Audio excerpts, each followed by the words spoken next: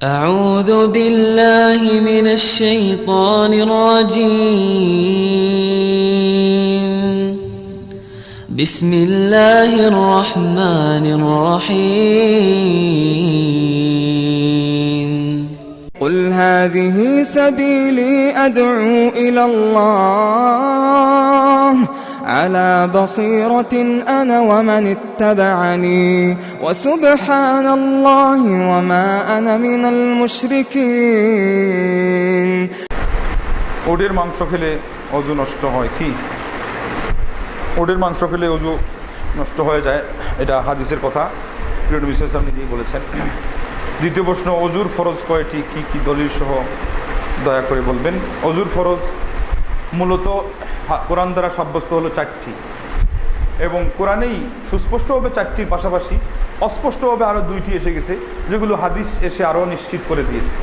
আল্লাহ পাক বললেন যে ইযা কুমতুম ইলা সালাহ ফাগসিলু উজুহাকুম ওয়া আইদিয়াকুম ইলাল মারাফিকি ওয়ামসাহু বিরুউসিকুম ওয়া আরজুলাকুম ইলাল কাবাইন। নামাজের ইচ্ছা করলে তোমরা তোমাদের চেহারাকে ধৌত করো, কনুই পর্যন্ত হাত ধৌত করো, মাথা মসে করো, এবং টাকনু পর্যন্ত পা ধৌত করো। এই যে আল্লাহ পাক যে সিরিয়ালটা করলেন, আগে কি বললেন? মুখ ধুইতে, তারপরে হাত, তারপরে মাথা, তারপরে কিন্তু পা। লক্ষণীয় বিষয় হলো, আপনার এখানে যদি কোনো একটা লিস্ট আপনি করেন, তো একটা লিস্টের মধ্যে আছে এক ধরনের জিনিস, আর ওই লিস্টের মধ্যে আপনার দরকার যে আরও কিছু জিনিস আপনি আনবেন। ধরেন যে খাদ্যের কিছু তালিকা আছে, এরপরে পোশাক আছে।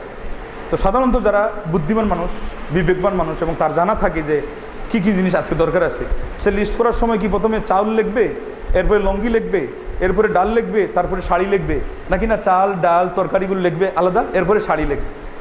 যেহেতু ধরন ভিন্ন, যদি মাঝখানে ওই চাল ডালের ফাঁক দিয়ে শাড়ি ঢুকায়, এর অর্থ হলো বুঝতে হবে যে এই শাড়ির গুরুত্ব বেশি, এটা হলো দাদুর জন্যে, মামনের জন্যে। কথা ঠিক না বেটি? তাহলে পরে আল্লাহ পাক যে 4টা বললেন ধোয়ার কথা, মাঝখানে ঢুকাই দিলেন মাথা মশাই করার কথা। কেন ঢুকাইলেন? এই জন্য ঢুকাইলেন যে এখানে সিরিয়াল মেনটেন করা উদ্দেশ্য। বলেন সুবহানাল্লাহ, সিরিয়াল মেনটেন করা। আর ওটাকেই আরেক জায়গায় বলা হচ্ছে তারতিব, মানে সিরিয়াল মেনটেন করা, মানে আগে এবং পরে, কোনটা আগে কোনটা পরে, পর্যায়ক্রম, ধারাবাহিকতা বা সিরিয়াল। তো এই জন্যে পঞ্চম যেটা বাড়ানো হয়েছে তা একটা হলো সিরিয়াল, মানে কোনটা আগে কোনটা পরে ঠিক রাখতে হবে। এটা আমরা একটু আগে যে উদাহরণ দিলাম সেখান থেকে আপনি বুঝতে পারলেন। আরেকটা হলো আল্লাহ নবী সাল্লাল্লাহু আলাইহি ওয়াসাল্লামের সারা জীবদ্দশায় যে আমলটা ছিল, সাহাবায়ে-কেরামরা যে আমলটা করছেন, কোনোদিন তারা কিন্তু বলে দিল মাথা মশা করা যেহেতু একটা মতে মশা করার ব্যাপার, তো আগে পাটা ধোয়ে নেই, ধোয়ার কাজগুলো আগে সারি, পরে মাথা মশা করি, একদিনও কেউ এটা করেন নাই। তাইলে কোনো সময় আমলটাও ইঙ্গিত হয় ওই আয়াতের কথাটি সুস্পষ্ট বলে বুঝাই দেওয়ার জন্য। এই জন্য 5 নম্বর হলো তারতিব, মানে সিরিয়াল মেনটেন করা। 6 নম্বর হলো মুয়ালাত বলা হয় আরবিতে। এটার অর্থ হলো আপনার তার যে ইয়েটা আপনার, ওইটা হলো ধারাবাহিকতা বজায় রাখা, মানে পরস্পরতা বজায় রাখা, একটার পরে আরেকটা, মানে বিরাট গ্যাপ যাতে না হয়। ধরেন যে আপনি অজু করতে গিয়ে ওই মুখ ধুইলেন, ধোয়ার পরে হঠাৎ করে ফোন আসছে, অথবা দোকান থেকে ডাক আসছে, আপনি বাসায় ফোন অজু করতেছিলেন, দোকানে গিয়ে কাস্টমার বিদায় টিদায় দিয়ে এদিকে আগে যে মুখ ধুইছিলেন তার চিহ্নই পাওয়া যায় না। এরপরে আসা আপনি বলছেন যে ও এটা তো আধা ঘন্টা আগে হইলে কী হবে, মুখ তো ধুইছি, আমার পুরো মনে আছে, মুখ ধুইছি না? বলে হ্যাঁ ধুইছি। তাইলে আর অসুবিধা নেই, এখন সময় কম, হাত ধুয়ে। এটাকে বলা হয় যে আপনি মুয়ালাতের বিপরীত করলেন। বরং এত গ্যাপ জোন হয়ে গেছে, তখন আপনার উচিত না আমি আবার শুরু থেকে করি। এই দুইটা মিলে কি হলো? 6টা সূত্র। কবর জিয়ারতের জন্য যানবাহন হাঁকানো যাবে কি না? এটা বুঝলাম না, হাঁকানো কি বললেন? মানে যানবাহনের উপরে আরোহণ করা কি বুঝাইছেন না কি না? জি,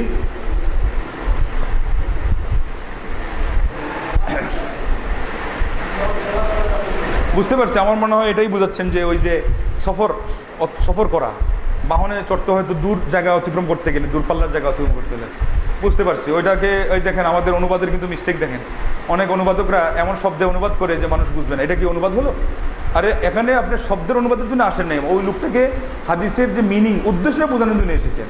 এই জন্য হাদিসে যদিও বা শব্দ আসছে লা তুসাদ্দুর রিহাল, বাহন হাঁকানো, এখানে কি আপনি অনুবাদ করলে হবে? আমি তো বুঝি নাই, দেখছেন অবস্থা। এখন না মনে পড়ছে যে হাদিসে ওই শব্দ আসছে। এখানে হাদিসের অর্থ হলো যে 3টা মসজিদ ছাড়া অন্য কোনো জায়গার উদ্দেশ্যে সফর করা যাবে না। এই তো হাদিসের সরল অনুবাদ। আপনাকে কে বলছে এখানে ডিকশনারি খাটে কেটে অনুবাদ করার জন্য? ভুল করেছে তিনি, যিনি এই কাজ করেছেন। অথবা কমপক্ষে ব্রেকেটে লেখা দরকার ছিল যে উদ্দেশ্য হলো সফর করা। মোট কথা সফর বলা হয় যেই এলাকায় যত দূর পর্যন্ত যাওয়াকে এই এলাকার লোকজন সফর মনে করে, এবং সেখানে একটা প্রস্তুতিও থাকে, একটা ব্যাগ বুস্কা থাকে, কাপড় চেঞ্জ করার জন্যে সাবান বা ব্রাশ থাকে, আপনার নেসেসারি জিনিসগুলো আপনি সাথে রাখেন, এবং সেখানে গেলে নিজেই মনে করেন যে আমি একটা প্রবাসী হয়ে গেছি, আমি একজন অপরিচিত লোক। এটাই হলো সফর। তো অতএব এই ধরনের দূরত্বে যাওয়া। এরপরে আলেমরা যেটা বলছেন সেখান থেকে আমরা কিছু আইডিয়া নিতে পারি।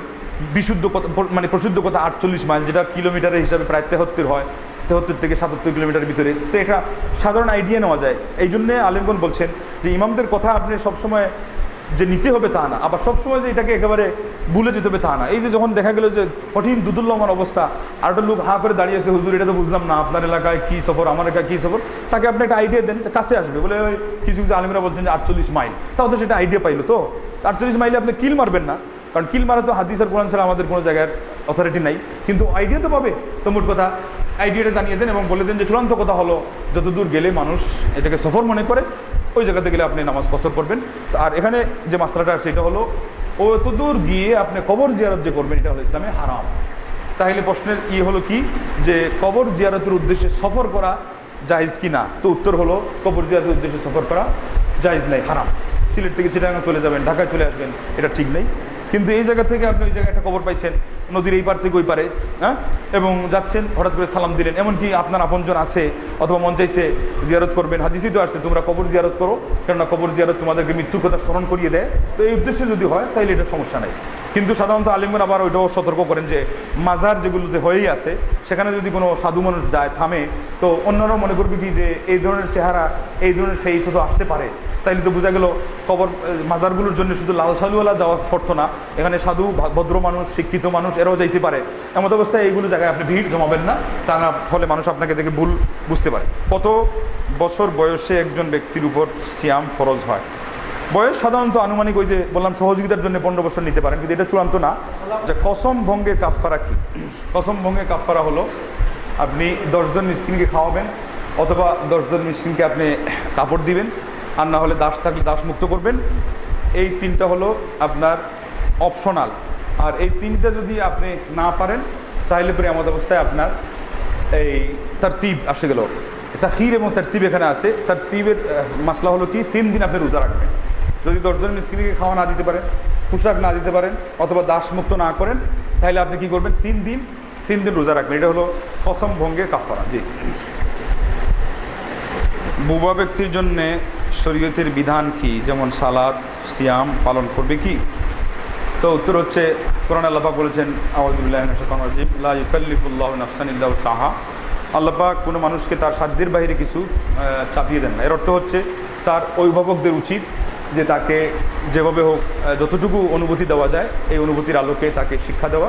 যেমন আজকাল আলহামদুলিল্লাহ কিছু প্রক্রিয়া, কিছু বৈজ্ঞানিক পদ্ধতি বের হয়েছে, তার মাধ্যমে তাদেরও শিক্ষা দীক্ষা দেওয়া যায়, তাদেরকে আপনার অঙ্গ প্রত্যঙ্গের ল্যাঙ্গুয়েজের মাধ্যমে অনেক কিছু বোঝানো যায়। এইভাবে করে তাকে আপনারা যতদূর পারেন অন্যরা তাকে হেল্প করে, তাকে চেষ্টা করবে, তার সাধ্য অনুযায়ী সে আদায় করবে এবং তার অভিভাবকরা তাকে হেল্প করবে যতদূর পর্যন্ত তার সাধ্যগুলো, এটা সে অবশ্যই করবে। একেবারেই তাকে আমরা প্রথম থেকেই মানে বসিয়ে রাখবো, এটার কিন্তু সুযোগ নেই। বর্তমানে আলেম সমাজের মধ্যে মতভেদের কারণ কি?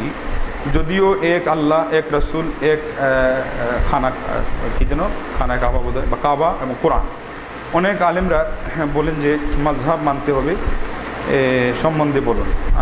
আমরা বললে 4টি বিষয় মানতে হবে। আলেমরা বলেন 4টি বিষয় মানতে হবে। 4টি বিষয়, আচ্ছা, কোরআন, সুন্নাহ, ইজমা, কিয়াস, অথচ আমরা হাদিসে জেনেছি সেকেন্ডারি বিষয়। এখানে কিন্তু মূলত ঘটনা এই জায়গাতে না যে আপনি বলছেন 2টা, ওনারা বলছেন 4টা। মানে আসল গভীরে যখন আমরা যাই তখন খুঁজলে এটা দেখা যায় যে দ্বন্দ্বটা 2 আর 4 নয়। যেই পরিমাণ দ্বন্দ্বটা হয়ে গেছে যে সিরিয়াল মেনটেন করার ক্ষেত্রে, মানে একদল এসে এমনভাবে ওই পরের জিনিসগুলোকে তুলে ধরতে চাচ্ছেন যে ওটাকে ওভারটেক করে দিতে চাচ্ছেন। হাদিস আছে, উনি বলছেন যে না কি আসের কথা, আয়াত আছে, উনি বলছেন যে না ইজমার কথা। এটা তো পৃথিবীর কোনো আমি ইমাম, বিশেষ করে ইমামরা, আমাদের মুসলিম মিল্লাতের যারা উজ্জ্বল নক্ষত্র, কিয়ামতের আগ পর্যন্ত তাদের কাছ থেকে একটা অক্ষরও পাবেন না যে স্বীকার করছেন। স্বীকার তো দূরের কথা, তারা সবচেয়ে বেশি শক্ত ছিলেন এই ক্ষেত্রে, প্রতিবাদ জানিয়েছে। কীভাবে কোরআনের আগে এসে আপনি বলবেন যে হাদিস, হাদিসের আগে বলবেন ইজমা, ইজমার আগে আসবেন কিয়াস, দ্বন্দ্ব এই জায়গাতে। তো যে জিনিসগুলোতে আমরা সাধারণত যে দ্বন্দ্বটা দেখতে পাই এটা হলো এই জায়গাতে। ঠিক তদ্রূপ এটাও কোনো দিন আপনি পাবেন না যে যারা যত বিজ্ঞ আলেম তারা আপনাকে এসে বলছেন যে ইজমা এবং কিয়াসের ইসলামে কোনোই স্থান নেই। অবশ্যই আছে, কিন্তু কোরআন এবং সুন্নাহ এটা হলো মূল আসলুল উসুল, এগুলো হলো সকল উসুলের মূল ভিত্তি। এটা সকল আলিম একমত যে ওই যে ইজমা এবং কিয়াসটা এটাও নেওয়া হয়েছে কোরআন সুন্নাহ থেকে। কিন্তু এখন কি এমন হবে যে আমি কোরআন সুন্নাহ থেকে একটা অস্ত্র নিলাম আর এরপরে ওই অস্ত্র দিয়েই কোরআন সুন্নাহকে আবার আঘাত হানতে পারবো? হতে পারে না। ওটা শিষ্য সবসময় উস্তাদের পিছনে থাকবে। এটা যদি আমরা করতে পারতাম দ্বন্দ্বই থাকে না, মানে কোরআনের পাওয়ার হাদিসের পাওয়ার উপরে রাখবেন এবং এরপরে আপনি ইজমা আনেন, তারপর কিয়াস আনেন, কোনো সমস্যাই নেই। এটাকে ইমাম শাফি রহমাল্লাহর ভাষায় এভাবে বলা হয়েছে আজমাআতিল উম্মা, সারা মুসলিম উম্মা এই কথার উপরে একমত হয়ে গেছেন আলা আল্লামা আন্না মানিস্তাবানাত লাহু আস-সুন্নাহ লাম ইয়াকুন লাহু আন ইয়াদাআহা বিকাউলি আহাদিন কাইনান মান কান। এটা এই দেখেন ইজমা আসতেছে কিসের উপরে? সিরিয়াল মেনটেনের উপরে। যে নবী সাল্লাল্লাহু আলাইহি ওয়াসাল্লামের হাদিস যদি কারো কাছে সাব্যস্ত হয়ে যায়, সুন্নতি কোনো একটা আমল সাব্যস্ত হয়ে যায়, তো এই আমলটাকে বাদ দেওয়ার জন্য পৃথিবীর কোনো আরেকজন আলেম অথবা ইমাম, চাই সাহাবি চাই তাবি যে কেউ হোক, তার কথাকে সামনে রাখতে গিয়ে এটাকে বাদ দেওয়ার কোনো সুযোগ ইসলামে রাখা হয়, কোনো আলেম এটা স্বীকার করেন না। তো এই কথাটা যদি আমরা ঠিকমতো মেনে নেই এবং তারপরে ইজমা বলতে গেলে ইজমা সাব্যস্ত হয়েছে কিনা ওটা নিশ্চিত হই, তারপরে কিয়াসের যে শর্ত আছে মাকিস আলাইহি আল ইল্লা আল জামিআ বাইনাল কিয়াস ওয়াল মাকিস আলাইহি, আমরা পার্থক্য করি কিয়াস সাহি কিয়াস ফাসিদের মধ্যে এবং তার স্তরে তাকে রাখি। যেহেতু আগে আমি বলছিলাম যে বাবা মামার জায়গায় বাবা মাকে রাখা হলো, এরপরে বড় ভাইয়ের জায়গায় বড় ভাইকে রাখা হলো, তারপরে ছোটো ভাইয়ের জায়গায় ছোটো ভাই বোনদেরকে সন্তানদেরকে রাখা হলো। এই পরিবারে দ্বন্দ্বই নাই। দ্বন্দ্ব কোন পরিবারে? একজন এসে হঠাৎ করে বললো যে না আমাদের বড় ভাই বেশি অবদান রাখছে, বাবা তো চিরকাল থেকে দেখছে অসুস্থ ছিল, আমাদের কিছু করতে পারে নাই, তো আমাদের লেখাপড়া করেছে বড় ভাই, এখন আমরা বাপের কথাই মানতে রাজি না। সমস্যা হবে কি হবে না? সমস্যাও হবে এবং এই সমাজের মানুষের মাধ্যমে অন্যায়ও হবে। তো আমরা তো অন্যায় করতে রাজি না, কেউ রাজি না। তো সেই জন্যে এই কথা যখন আমরা সবাই সুন্দরভাবে নিব, এগুলোকে প্রত্যেকটা জিনিসের তার স্তর ঠিক রেখে আমরা তার প্রায়োরিটির ক্লাসিফিকেশনকে আমরা মেনটেন করে যখন আমরা নিব, মুসলিম মিল্লাতের মধ্যে দ্বন্দ্বই হতে পারে না। সেই জন্য যেদিন পর্যন্ত এই জিনিসগুলোকে সদ্ব্যবহার করা হয়েছে, তার সুন্দর ব্যবহার ছিল, মুসলিম মিল্লাতের দ্বন্দ্ব ছিল না, মতানৈক্য ছিল, কিন্তু দল পার্থক্য ছিল না যে উনি এই লাইনের উনি এই লাইনের। সবার ওই যে ভাই যেমন বললো কিবলা এক, কোরআন এক, হাদিস এক, আমাদের জীবনের স্বার্থ, জীবনের যে টার্গেট সব এক। কীভাবে মানে একজন মুসলমানের সাথে এত দ্বন্দ্ব আমরা করতে পারি যে রাগের মাথায় কেউ কাউকে কাফির বলতেছি, কেউ ফাসিক বলতেছি, কেউ আপনার গুমরাহ বলতেছি? আল্লাহ আমাদেরকে মাফ করো। অতএব এই জিনিসগুলো কিন্তু সুন্দর করে নিতে পারলে দ্বন্দ্বের কিছুই নেই। যত দ্বন্দ্ব হয় তত হলো ওই যত দুষ মন্দ হুশ বুদ্ধি ঠিক না থাকলেই সমস্যা। কোরআন কারীমে জাহিরি অথবা বাতিনি কোনো কিছু আছে কি? এখানেও ওই সঠিক ব্যাখ্যা আর বেঠিক ব্যাখ্যার মাধ্যমেই সমাধান হয়ে যায়। ওই হুয়াল আউয়ালু ওয়াল আখিরু ওয়াল জাহিরু ওয়াল বাতিনু, এটা আল্লাহই বলছেন, এটা আল্লাহর সম্পর্কে অবশ্য।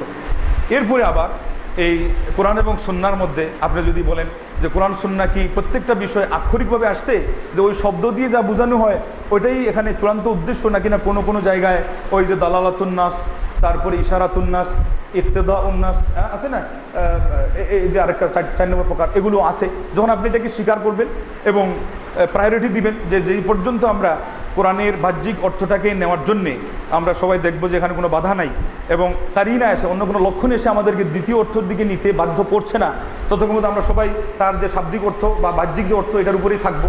এরপরে যখন দেখা যাবে যে না অন্যান্য আয়াত, অন্যান্য হাদিস এসে, আইম্মাদের আকওয়াল এসে, সালাফুস সালেহিনদের বুঝ, তাদের যে কর্মপন্থা এসে আমাদেরকে বলতে যাচ্ছে যে এই আয়াতের শব্দ এটা হলো, তার মর্ম অন্যটা, তখন আমরা ওইদিকে যাব। যেমন আমি সাপোজ বলি, আল্লাহ কোরআনে বলছেন ইয়া আইয়ুহাল্লাযীনা আমানু তাকুল্লাহ ওয়াবতাগু ইলাইহিল ওয়াসিলা, হে মানব সম্প্রদায় তোমরা আল্লাহকে ভয় করো এবং আল্লাহকে পাওয়ার জন্য তোমরা ওসিলা অন্বেষণ করো। এই ওসিলা শব্দের অর্থ হলো মাধ্যম, মাধ্যম। এই মাধ্যমকে আপনাকে সহজেই যারা ওই যে পীর ধরা ফরজ মনে করে, তারা আপনাকে বুঝাই দিচ্ছে যে যার নাই পীর তার নাই শির। তো আল্লাহ পাক কোরআনেও বলছেন যে ওসিলা ধরো। যখন আপনি দেখবেন যে এই কোরআনেই আপনাকে ওসিলা ধরার ব্যাখ্যা দিয়েছে, এই আয়াতের মধ্যে ওয়াজাহিদু ফি সাবিলিহি লাআল্লাকুম তুফলিহুন, এর ব্যাখ্যাতে কি বলা হয়েছে যে এই আমলটা বলা হচ্ছে আপনার ওসিলা। বলেন সুবহানাল্লাহ। এর আগে আপনাকে সম্বোধন করা হয়েছে ইয়া আইয়ুহাল্লাযীনা আমানু, তাহলে আপনাকে ঈমান এবং আমলের মাঝখানে ওসিলা রেখে বোঝানো হচ্ছে ওসিলা বলতে আর কোনো জিনিসই নেই, ওসিলার নাম হলো ঈমান এবং ওসিলার নাম হলো নেক আমল। বলেন সুবহানাল্লাহ। এবং এই ব্যাখ্যাটা আল্লাহ নবী তার হাদিস দিয়ে বুঝাইছেন। ফাতিমাকে ডাক দিয়ে বলছেন, বনি হাশিমকে ডাক দিয়ে বলছেন, কি বলছেন? ইমালু ইমালু ইমালু ফাইন্নী লা উগনি আনকুম মিনাল্লাহি শাইআ। তারা ওসিলা দিয়ে যত বড় জায়গায় যাবে তার শেষ জায়গার নাম নবী মুহাম্মদ রাসূলুল্লাহ সাল্লাল্লাহু আলাইহি ওয়াসাল্লাম। এবং তার সম্পর্কে তো হাদিসেই আসছে আতি মুহাম্মাদানিল ওয়াসিলাতা ওয়াল ফাদিলা। কিন্তু এই ওসিলার সঠিক ব্যাখ্যা আবার আসছে এটা কি মানজিলা, একটা স্তর। ওই স্তরকে আবার আরেক হাদিস দ্বারা ব্যাখ্যা করা হয়েছে মাকাম মাহমুদা। যে মাকামে মাহমুদের কার্যকারিতা কি? যে কিয়ামতের দিন তাকে লেওয়ায়ুল হামদ দেওয়া হবে, হামদের নিশানা পতাকা, এটা ধরে তার সামিয়ানা তিনি নিচে তার উম্মতকে জমায়েত করবেন এবং শাফাআতুল কুবরা তাকে মহা সুপারিশের যে সৌভাগ্য দেওয়া হবে। এই সব ব্যাখ্যা হয়ে গেল ওনার ক্ষেত্রে, ওনার সাথে সম্পৃক্ত ওসিলা। আর এছাড়া যে ওসিলাটা তারা বলে এর কোনো অস্তিত্বই নেই, বলে যে একজন পীরকে ধরে ফেলো, তাইলে এই যে এই শাব্দিক অর্থ থেকে তারা আপনাকে সহজেই বিভ্রান্ত করতে পারছিল। এই জায়গা থেকে আপনার বাসার যে পথ সেটা হলো যে এখানে আক্ষরিক অনুবাদ নয়। ওসিলা তো শাব্দিক অর্থ, ওসিলা দিয়ে আপনি আমাদের সমাজের লোকজনকে বুঝাই দিলেন যে পীর, কারণ তারা এটাকেই চিনতেছে। কিন্তু আসল ব্যাখ্যায় যখন যাবেন তখন যে এটা সেটা না, এটা বোঝার জন্য আমি সাধারণ একটা ঘটনা বলে থাকি। এক বাড়িতে একটা ছেলের নাম ছিল ইসলামউদ্দিন। তো ইসলামউদ্দিনকে সবাই তার ইসলামউদ্দিন বলে না, বলে ইসলাম। তো হঠাৎ করে একদিন সে পানিতে পড়ে ডুবে যাচ্ছে, পাশের লোক চিল্লাই বলতেছে এই ইসলাম ডুবে গেলে তোমরা সবাই এসে ধরো। ও ডুবার সময় না, ওটা হলো ওই দিন ইসলাম সম্পর্কে উনি বলছেন বক্তা সাহেব, যে দিন ইসলাম আজকে শেষ হয়ে গেলে তোমরা সবাই ইসলামকে রক্ষা করো। তো ওরা দৌড়ে আসছে ওই ইসলামউদ্দিনকে বাঁচাবে। কয় হুজুর আপনার না চিল্লাই বললেন যে ইসলাম ডুবে যাচ্ছে, আমরা ধরবো। তো কই, এখানে পানিও নাই, আমাদের ইসলামউদ্দিনও নাই। বলে বাবা এটা তো আমি তো আল্লাহর দিন ইসলাম বুঝাইছি। বলে আপনি আল্লাহর দিন ইসলাম কইলে কি হবে? আমাদের সমাজে এখানে ইসলাম কইলেও আমরা ইসলামউদ্দিনকে বুঝি। দেখছেন অবস্থা? তো আমাদের সমাজে আরেকটা সমস্যা হয়েছে এই জায়গায়, যে সঠিক জিনিস পাওয়ার আগে আমাদের অনেক মুসলিম সাধারণ ভাইরা বেঠিক ব্যাখ্যাটা পেয়ে গেছে আগে। এখানে কিন্তু আপনারা ধরা খাবেন। যে সমস্ত আলেমরা আজকে কওমি মাদ্রাসায়, আপনার টাইটেল মাদ্রাসায় বসে বসে মুহাক্কিকরা মুহাদ্দিসরা বসে আছেন, আর ওইদিকে মাঠ ছেড়ে দিয়েছেন এই সমস্ত এই আধা এলিম, নিমুল্লাহ খাতরে ইমান আর নিম ডাক্তার খাতরে যান, এদের হাতে। এরা কিন্তু ভুল ব্যাখ্যা দিয়ে সমাজকে ঘোলাটে করে ফেলছে। এবং এরাই আবার আপনাদের সম্পর্কে ভুল ধারণাও ট্রান্সফার করছে। যেহেতু চেহারা সুরত, পাগড়ি ম্যাগড়ি যখন বাদে, তখন তো সাধারণ মানুষ মনে করে এরা আপনাদের প্রতিনিধি। এবং কেউ গিয়ে দাবি করে যে আমি দাওরে হাদিস পাশ করছি, আসলে খুঁজ নিয়ে দেখা যায় ও বেচারা মক্তব চাহারম পড়ছে, ওই হেদায়েতুন নহা পর্যন্ত। আমার সময়ই একটা আমার ক্লাসমেট ছিল, ও হলো হেদায়েতুন নহা পড়ছে, কিন্তু যখন ওয়াজ করতো মুহাদ্দিস সাহেবরা পর্যন্ত খালি শুনতেছে। বাস এই সমস্যা। এটার মূল কারণ হলো কি জানেন? ওই আমরা অনেকে করি কি, ইলমে ভালো, আলোচনায় ভালো না। আরেকজন কেরাতে ভালো, ইলম শিখতে ভালো না। তো ইমামতি করতে পারি, খুতবা দিতে পারি না। খুতবা দিতে পারি, মন গলিয়ে কেরাত পড়িয়ে মানুষকে আকৃষ্ট করতে পারি না। তারপরে বলতে পারি তো লিখতে পারি না, লিখতে পারি তো বলতে পারি না। আরবিতে পারদর্শিতা আছে তো ইংলিশে কিছুই জানি না। যেটা হলো একটা লোকের সাথে বসতে গেলে ও বেচারা ওই শব্দ ছাড়া কিছু বলবেই না, তো আমি ওটা বুঝতেই পারি না। এগুলো হলো সমস্যা। শাহ ওয়ালিউল্লাহ মুহাদ্দিস দেহলভী রাহিমাহুল্লাহ এই ভারতবর্ষে উনি যে আমূল পরিবর্তন আনার জন্যে এই মুসলিম মিল্লাতকে অগ্রগতির দিকে নেওয়ার জন্য যেই বিশেষ কয়েকটা কর্মসূচি অবলম্বন করেছিলেন, তার একটা প্রধান কর্মসূচি হলো শাহ ওয়ালিউল্লাহ মুহাদ্দিস দেহলভী। ইনি হলো প্রকৃত হাকিমুল উম্মাহ। এই হলো উস্তাদ। মুসলিম মিল্লাত আজকে আরেক জায়গায় মায়ের খেয়েছে। শিক্ষককে চিনে না, ছাত্রর পদ দিতে রাজি না, ছাত্রদেরকে নিয়ে মাথার উপরে লাফায়। আরে হাকিমুল উম্মাহ যদি ওই যুগ পর্যন্ত পুরা মুসলিম মিল্লাতের জন্য ভারতবর্ষের কোনো আলেমকে নাম দিতে হয়, তো আরেকটা আগে গেলে দিবেন আবু ইসমাইল আল হারাউই, 10 লক্ষ হাদিসের হাফিজ। বলেন সুবহানাল্লাহ। কাকে চিনলে? আর এরপরে যদি নাম দেন হাকিমুল উম্মাহ শেখুল ইসলাম ভারতবর্ষের কারোর জন্য, তার নাম হবে শাহ ওয়ালিউল্লাহ মুহাদ্দিস দেহলভী। খালি শাহ সাহেব বললে তার হক আদায় হয় না। তার হুজ্জাতুল্লাহ বালিগার কিঞ্চিত পর্যন্ত আপনি পড়লেন না, আর শাহ সাহেব দিয়ে কয়েকটা কথা খালি কোট করলেন, বুখারীর দর্শে বসলো, তাও আদায় হলো না, ঋণ হয় নাই আদায়। এই জন্য আমরা ইলম পাইনি, ভালো করে পরিপূর্ণ ইলম পাইনি। তো এই শাহ ওয়ালিউল্লাহ মুহাদ্দিস দেহলভী রাহিমাহুল্লাহ কি বলেছিলেন, কি কাজ করেছিলেন? তিনি বাস্তবে কয়েকটা কর্মসূচি নিয়েছিলেন। তার মধ্যে একটা হলো আলেমদের সাথে সর্বসাধারণের কমিউনিকেশন, তাদের যোগাযোগ এবং তাদের সম্পর্ককে তিনি, তাদের ইউনিটকে, তাদের ঐক্যকে তিনি অত্যন্ত সুদৃঢ় করার একটা পদক্ষেপ নিয়েছিলেন। এবং বাস্তবে আল্লাহ পাক তার মাধ্যমে এই কাজে অনেক সফলতা দিয়েছেন। ওই যে বললাম যে কোনো সময় আপনি চিত্রটা দেখেন না, আবু বকর সিদ্দিকের কামালিয়ত আপনারা দেখেন নাই, এসে দেখছেন যে ওমরের যুগে সব বিজয় এসে গেছে, কিন্তু ভিতকে গেঁথেছে আবু বকর সিদ্দিক। তো কি আমাদের দিন সবটাকে কার আমলনামা দেখবেন? সিদ্দিক আকবরের পাল্লায় দেখবেন বেশি, আর বাস্তবে তো বেশি হয়ে গেছে। এইভাবেই কোরআন কারীমে জাহিরি, আচ্ছা এটা তো জাহিরি বাতিনি বলতে গিয়ে কথা বললাম। অনেক আলেম বলেন যে ইবাদতের এক পর্যায়ে অলিরা আল্লাহর সাথে মিশে যা থাকে, না না না নাউজুবিল্লাহ, ওইটা হলো হুলুলিয়া অথবা ওয়াহদাতুল উজুদ, এটা ইসলামে নাই। এটা হলো সুফি মতবাদ থেকে এসেছে, অথবা আপনার ওই বিভিন্ন ধরনের দর্শন যখন এসে গেল, গ্রিক দর্শন বিশেষ করে, এই জাতির ইতিহাসে 5টা সংস্কৃতি ছিল। ইউনানি, ওটা গ্রিক সংস্কৃতি বলা হয়, চায়না সংস্কৃতি, রোমানীয় সংস্কৃতি, পারস্য সংস্কৃতি, হিন্দ ইন্ডিয়ান, এটা একটা বড় সংস্কৃতি। ওই হিন্দ সংস্কৃতি থেকে হিন্দুইজমের সব আবর্জনা সমাজে ঢুকেছে, আর ওই আবর্জনার অনেক অংশ সুফি মতবাদে এসে ঢুকেছে। তার বড় একটা দিক হলো ওই যত আল্লাহ তত আল্লাহ, জটের ভিতরে কারামতে মৌলা, আকাশে আল্লাহ, বাতাসে আল্লাহ, জমিনে আল্লাহ, আসমানে আল্লাহ, পানিতে আল্লাহ, আগুনে আল্লাহ, আল্লাহু আল্লাহ, আল্লাহু আল্লাহ, এটা কোনো কথা? বলে নাউযুবিল্লাহ। আর ইমাম আবু হানিফা রাহমাতুল্লাহ কি বললেন? আল্লাহু ফাওকাল আরশ দুনাল আরদি, আল্লাহ আসমানে, তিনি জমিনে নয়। এরপরে আবু মতি আল বালখি বললেন যে যদি আমি বলি যে আল্লাহ আরশে আছেন, কিন্তু আরশ কোথায় তা জানি না। ইমাম আবু হানিফা রাহমাতুল্লাহ রেগে গেলেন আর বললেন যে ও আবার কোন কাফির আসছে, সেও তো আরেকটা কাফির। বলে কেন, কি হয়েছে? বলে আরশ কাতঈ, খালি কাতিয়ার জন্নি যে কোন, এই যে কাতিয়ার জন্নির আসল জায়গা হলো আকীদা, আসল জায়গা হলো আল্লাহর সাথে সম্পৃক্ত, আকীদার মধ্যমণি আল্লাহ। উনি বলছেন যে আরশ যে উপরে, এটার যে কাতঈ জিনিস দুনিয়াতে আছে কি? এটা এমন কাতঈ, বুঝবেন কিনা, জানবেন কিনা আপনারা, যে কোরআন এই কাতঈর জায়গায় সে নিজে দখল দেয় না। ইয়াসআলুনাকা আনির রূহ, বলে কুলির রূহু মিন আমরি রাব্বি, ওইদিকে যাও, ওইদিকে যাও। রূহ সম্পর্কে যারা আবার পরিচয় দেওয়া লাগে, কি আবার কোন মানুষ? ঠিক তদ্রুপ আপনাকে যদি কেউ এসে প্রশ্ন করে যে হুজুর আসমান কি উপরে না নিচে, আপনি বলবেন যে তুই পাবনা মেন্টাল হাসপাতালে যা, তোর এখানে উত্তর দেওয়ার দরকার নেই। কথা ঠিক না বেশি? তাইলে আরো যদি উপরে, এই কথা সে না জানে, ও আবার আল্লাহকে উপরে জানলো কেমনে? হুয়া আয়াতান কাফিরুন, ওইটা হলো আরেকটা কাফির। বলেন লা ইলাহা ইল্লাল্লাহ।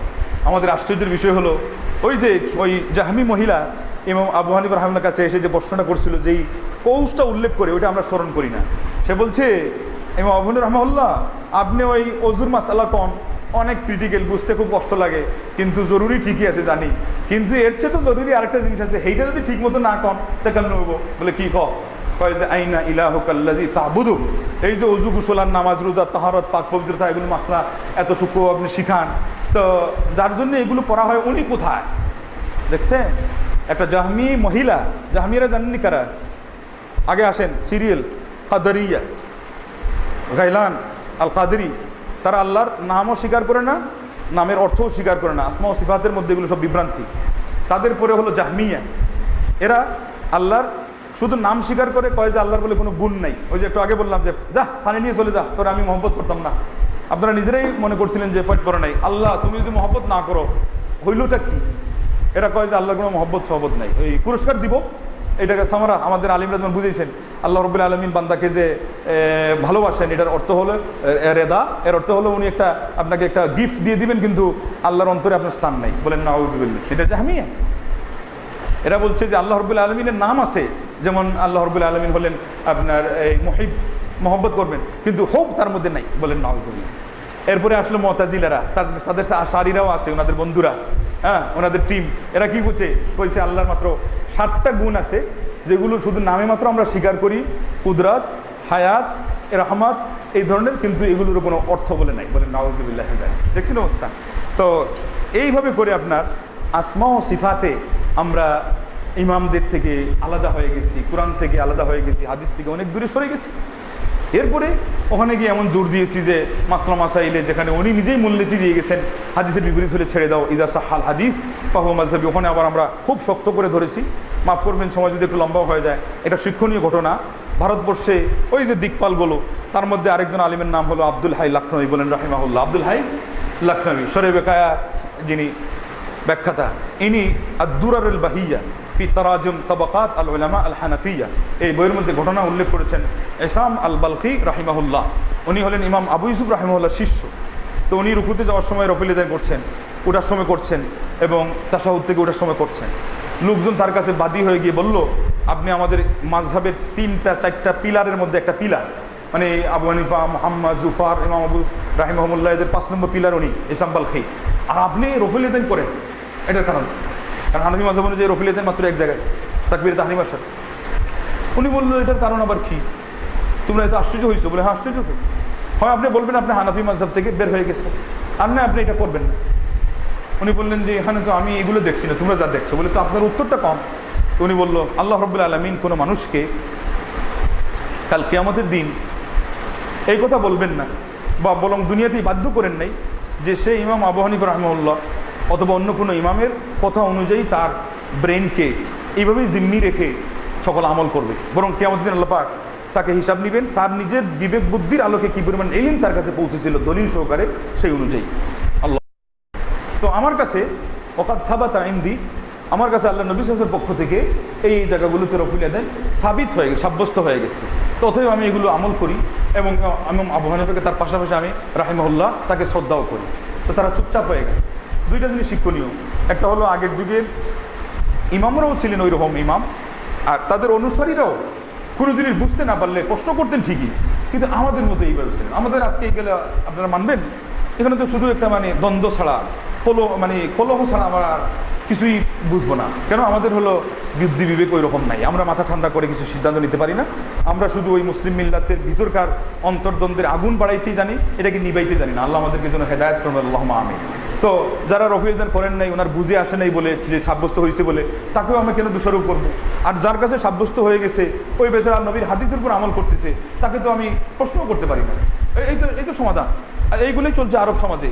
সেই জন্য তুলনামূলক আমাদের পাক ভারতের চেয়ে আরব রাজ্যে মুসলিম মিল্লাতের ভিতরকার সম্পর্ক ভালো, উন্নত। তার কারণ কি? তারা এই জিনিসগুলোতে উদার, এবং এই উদারতা এই জন্য না যে যার যা ইচ্ছা মানতেছে, না, দায়িত্ব পালন করার পরে। এবং এখানে একটা উসুল নেন, উসুলটা হলো সূরা মুলকের 2 নম্বর আয়াত, আল্লাযী খালাকাল মাউতা ওয়াল হায়াতা লিয়াবলুয়াকুম আইয়ুকুম আহসানু আমালা। এই আহসানু আমালা এটা শুধু এটা নয় যে আমি আজকে খুশু সহকারে নামাজকে বেশি পড়লাম, এটাই নয়। আলেমদের ইলমের জগতে আহসানু আমালার একটা পরীক্ষা চলছে ওই সময় থেকে আজ পর্যন্ত, এবং ওই পরীক্ষাতে আলেমরা একনিষ্ঠ ছিলেন, নির্বিঘ্নে তারা অত্যন্ত নিমগ্নতার সাথে, অভিনিবেশ এবং মনোনিবেশের সাথে এটা করতেন। সেই জন্য তারা ওই খোসাখুচিতে ছিলেন না। আর আজকে আমরা ওইটাই ভুলে গেছি। আমরা মনে করি যে ওইটাই আসল, যে ওনাকে আমি নিচে পালাবো, আমাকে আউযু বিল্লাহ। এটা তো আপনি পরীক্ষা দিচ্ছেন আল্লাহর কাছে। এটা কিভাবে দিচ্ছেন? হাদিস শাস্ত্রে গেলে হাদিসের নিক্তিতে ওই বিচারে কোন হাদিসটা কত বেশি শক্তিশালী, আপনি সেটার জন্য লালায়িত থাকবেন, ওই গবেষণা ওইভাবেই করবেন, সকল দিক বিদিককে ভুলে গিয়ে। ফিকহ মাসলাতে যখন আসবে তখন ফিকহি মাসলাটা কোরআন ও সুন্নাহর ভিত্তিমূলের উপর দণ্ডায়মান, যে কথাটা কোনটা সবচেয়ে বেশি শক্তিশালী, এই জায়গাতে লিয়াবলুয়াকুম আইয়ুকুম আহসানু আমালা, কার আমল কত সুন্দর, এটা আল্লাহ পরীক্ষা নিচ্ছেন। শুধু নামাজে নয়, ওই বইটা পড়ার সময়, ওই হাদিসটা শেখার সময় আপনার কিন্তু একটা পরীক্ষা আল্লাহ পাকের কাছে হচ্ছে। লিয়াবলুয়াকুম আইয়ুকুম আহসানু আমালা। কাল কিয়ামতের দিন আপনার ওজন বাড়বে এর ভিত্তিতে। সেই জন্য আমরা দেখি যত বড় আলিম তারা কিন্তু এইসব বিষয়ে তত উদার। এর কারণ কি? এদের অন্তর ওই আল্লাহ ভীতিতে তত বেশি প্রস্তুত। আর এর তুলনায় যারাই দেখবেন যে ওই সামান্যতে খালি একটা আগুন লাগাই দিচ্ছে, একটা দ্বন্দ্ব লাগাই দিচ্ছে, তারা ওইগুলোতে নেই। ওনারা হলো ওই কোন হুজুরের উনি ভক্ত বেশি, কোন লাইনের উনি অনুরক্ত, এটাকে জয় জয় করে আগে বাড়াবে। এটা কি আমাদের আপনার কাজ দিবে? না দুনিয়াতে কাজ দিবে। দুনিয়াতেও আপনার সমাজে কুন্দল বাঁধাবে, মুসলিম মিল্লাতের মধ্যে কলুষ কালিমা লেপন করাবে, কাদা ছুড়াছুড়ি করাবে, কিয়ামতের দিন আপনাকে কঠিনভাবে অপমানিত করবে। সেই জন্য আসুন আমরা এই কোরআন সুন্নাহকে মূল ধরে আমরা অগ্রসর হই, এবং এর ভিত্তিতে একজন ভাই আর একজন ভাইকে যতটুকু পর্যন্ত ইমান থেকে একজন বেরিয়ে না যায়, আমরা আমাদের দিনী ভাই হিসেবে তাকে আন্তরিকতার সাথে আমরা নিতে শিখি। আল্লাহ পাক আমাদের এই মহব্বত এবং ইমানি শক্তিকে বাড়িয়ে দেন, বলেন আল্লাহুম্মা আমিন।